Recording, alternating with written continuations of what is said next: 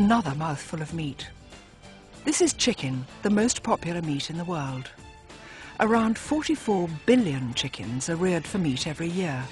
We also eat vast quantities of beef, pork and lamb, so the total figure for all farm animals slaughtered for meat runs to around 50 billion a year.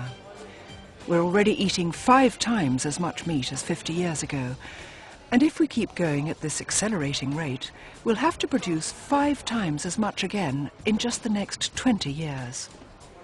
Experts warn that the predicted increase in meat eating will be disastrous for our health.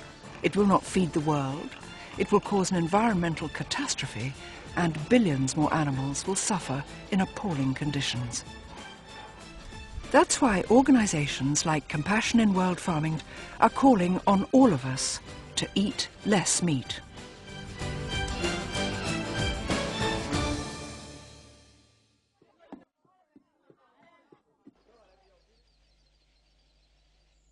Intensive meat production is a major polluter and destroyer of the planet.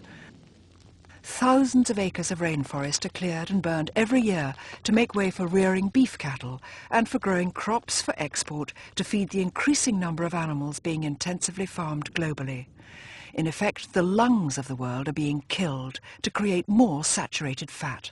Wildlife also suffers as habitats are destroyed. But probably the biggest environmental problem of all is water scarcity.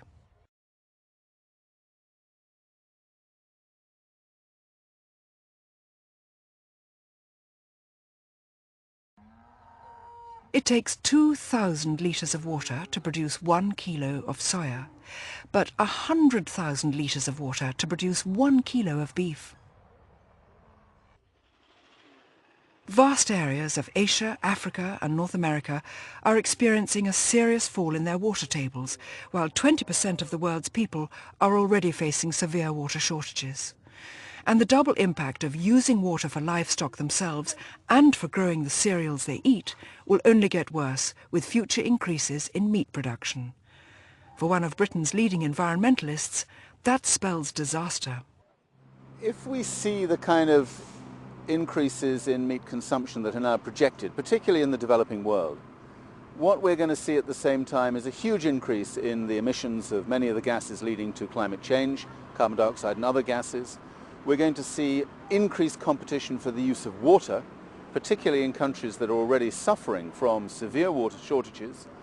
We're going to see impacts on the natural world, on biological diversity, because of course all that increased meat consumption needs more land to produce the grain and the other feedstuffs that go into those animals. And we are going to see increasingly an impact on other pollution issues, whether it's emissions of different kinds, acid rain, whatever else it might be.